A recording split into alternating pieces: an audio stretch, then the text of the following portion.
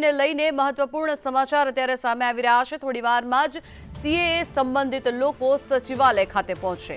ગૃહપ્રધાન હર્ષ સંઘવી સાથે બેઠક યોજવામાં આવશે અને કાયદાને લઈને સરકારનો આભાર માનશે।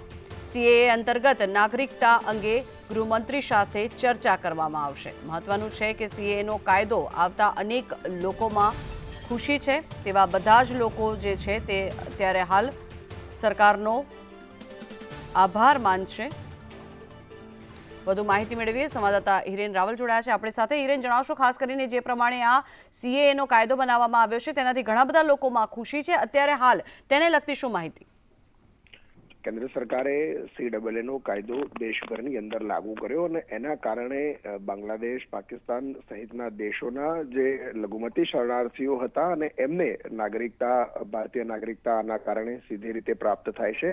વર્ષોથી ગુજરાતમાં રહેતા આવા શરણાર્થીઓ, રેફ્યુજી હતા, એમને નાગરિકતા મળી છે। 2 દિવસ પહેલા જ મોરબી ખાતે પણ લગભગ 15 જેટલા શરણાર્થીઓને એની ભારતની નાગરિકતા આપવામાં આવી હતી। આવા ગુજરાતભરના અલગ અલગ જે લોકો છે કે જે શરણાર્થી તરીકે રહેતા હતા ને આ નવા કાયદાના કારણે હવે તેમને ભારતનું નાગરિકત્વ મળ્યું છે, એવા લોકો કેન્દ્ર સરકારનો આભાર માનવા માટે ગાંધીનગર થોડા સમયમાં પહોંચશે। લગભગ 11:30 વાગે ગૃહ રાજ્યમંત્રી હર્ષ સંઘવી સાથે તેમનું બેઠકનું આયોજન કરવામાં આવ્યું છે।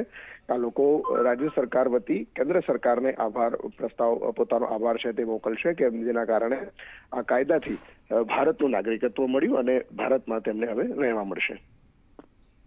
જી આભાર હિરેન, સમગ્ર માહિતી બદલ।